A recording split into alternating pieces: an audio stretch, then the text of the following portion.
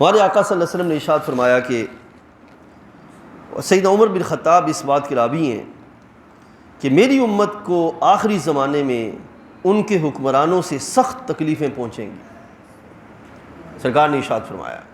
اب یہ وہ غیب کی خبریں ہیں جو ہمارے آقا صلی اللہ علیہ وسلم نے عطا فرمائیں، جو اللہ تعالیٰ نے سرکار کو عطا کی تھی کہ قرب قیامت میری امت کو شدید جو ہیں انہو تصیب امتی فی آخر الزمان من سلطانہم شدید جو ہیں وہ تکلیفیں ان تک پہنچیں گی۔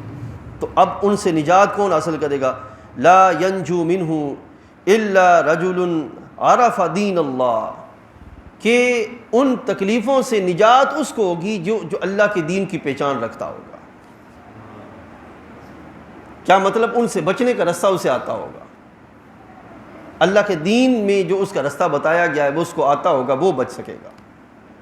آپ سوچیں کہ لمحے کے لیے فی زمانہ صورتحال کیا ہے، حالات آپ کے سامنے ہیں، اور یہ حالات یہ نہیں ہے کہ مسلسل کم ہو رہے ہیں، یہ آگے بڑھ رہے ہیں، بگڑ رہے ہیں، ٹھیک ہے۔ تو نبی علیہ السلام نے فرمایا کہ الا رجلا عرف دین اللہ، پھر وہ کیا کرے کہ فجاہد علیہ بلسانہ ویدہ وقلبہ، یعنی کہ جس کو اللہ نے دین کی معرفت دی ہوگی پھر وہ کیا کرے گا؟ وہ مجاہدہ کرے گا، وہ جہاد کرے گا، ٹھیک ہے نا۔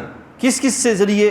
فجاہد علیہ بلسانہ، اپنی زبان کے ذریعے، ویدہ، اپنے ہاتھوں کے ذریعے، وقلبہ، اپنے دل کے ذریعے۔ اب زبان کے ذریعے کیا کہ جو برائی دیکھے گا، برائی بول کو کہے گا کہ یہ برائی ہے، کم از کم اتنا تو ہو کہ بندہ برائی کو برائی کہہ سکے، سب سے پہلی چیز۔ وَيَدِهِ، اور پھر اپنے ہاتھ سے، وَقَلْبِهِ، اور دل میں برا جانے۔ اور پھر نبی علیہ السلام نے فرمایا کہ یہ وہ شخص ہے جو کہ پوری طرح سبقت لے گیا، جس نے زبان سے برائی کو برائی کہا یا ہاتھ سے جرت کر کے برائی کے لحاظ سے جو وہ سلسلہ کر لیا، ٹھیک ہے نا، تو وہ بندہ جو ہے وہ سبقت لے گیا۔ اور پھر نبی علیہ السلام نے فرمایا کہ دوسرا وہ آدمی نجات پائے گا کہ جس نے اللہ کے دین کو پہچان لیا اور اس کی تصدیق کی، یعنی کہ ادھر نہیں گیا، اس نے جو حق تھا اس پہ قائم رہا کہ یہ حق ہے، میں نے اس پہ چلنا ہے، میں نے ادھر نہیں جانا۔ ادھر دعوت دی جائے گی برائی کی طرف، ادھر دعوت دی جائے گی ظلم کی طرف، ادھر دعوت دی جائے گی ناانصافی کی طرف، اور یہ بندہ جو ہے وہ ادھر حق پہ قائم رہے گا، کہے گا کہ نہیں، میں نے دین پر رہنا ہے، دین کی سلامتی اور دین کی بقا اور دین کے تحفظ کے لیے کوشاں رہے گا۔ تو اللہ تعالیٰ کہ نبی علیہ السلام فرماتے ہیں کہ وہ بندہ نجات پا جائے گا، یعنی کہ دنیا میں بھی نجات پا جائے گا، آخرت میں بھی نجات پا جائے گا۔ اور یہ دیکھیے کہ اس میں جو حکمرانوں کا وبال ہے وہ ان کے سر پہ ہوگا، یعنی کہ وہ جو ظلم و زیادتی کر رہے ہیں ان کا معاملہ ان کے سر پر ہے، لیکن ان کے ظلموں سے بچنا کیسے ہے؟